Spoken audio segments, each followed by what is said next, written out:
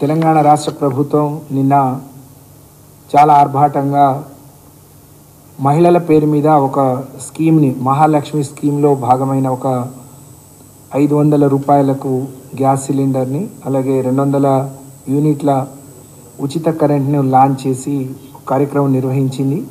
కానీ అందులోనే మహిళల పట్ల అగౌరవంగా స్వయంగా ఈ రాష్ట్రాన్ని పాలిస్తున్న ముఖ్యమంత్రి గారు మాట్లాడటం చాలా దురదృష్టకరం. ముఖ్యమంత్రి గారి మాటల్ని ఎవరిని ఉద్దేశించి అన్నా ఇంతమంది మహిళల సభ, మహిళలకు ఉద్దేశించిన సభలో దేశం కానీ ప్రపంచం, రాష్ట్రం మహిళల్ని మరి స్వయంగా అమ్మవారితో పోలుస్తూ మనం గౌరవించుకుంటాం. అలాంటి మహిళల్ని చిన్న చూపుతో మరి తక్కువ చేసి మాట్లాడటం చాలా దురదృష్టకరం. ముఖ్యమంత్రి గారి నిన్నటి మాటల్ని తీవ్రంగా ఖండిస్తూ ఉన్నాం, గర్హిస్తూ ఉన్నాం.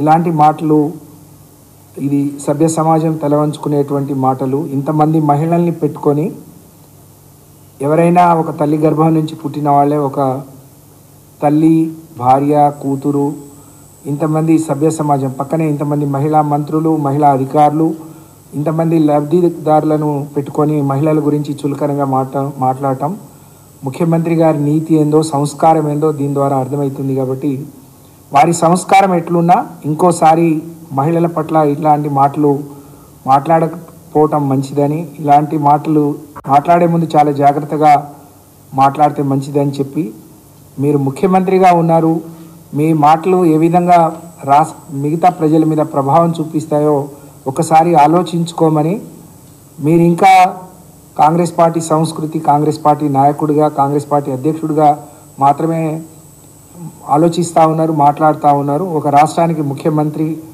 ఈ రాష్ట్రంలో ఈ జనాభాలో 4 కోట్ల మందిలో సగభాగం 2 కోట్ల మంది ఉన్న మహిళలకు మీరు ముఖ్యమంత్రి అనే విషయాన్ని మర్చిపోయి మాట్లాడటం చాలా దురదృష్టకరం.